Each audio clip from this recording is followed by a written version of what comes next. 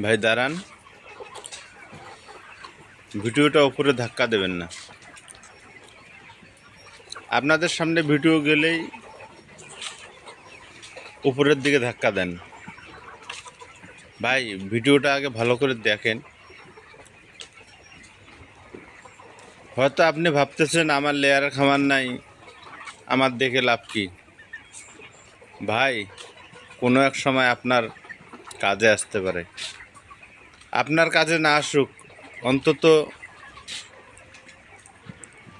যদি একটা লাইক, একটা কমেন্ট করে দেন, শেয়ার করেন, তাহলে দেখা যাচ্ছে আপনার কাজে না আসলেও আপনার বন্ধুবান্ধবের কাজে আসতে পারে। তাই বলতেছি, ভিডিওটা ধাক্কা দিয়ে উপরে না দিয়ে ভিডিওটা ভালো করে দেখেন।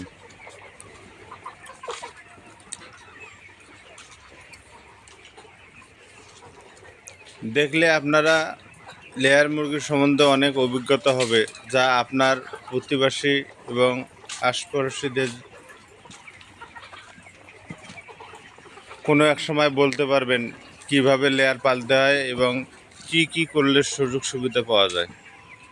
তাই ভালো থাকবেন, সুস্থ থাকবেন এবং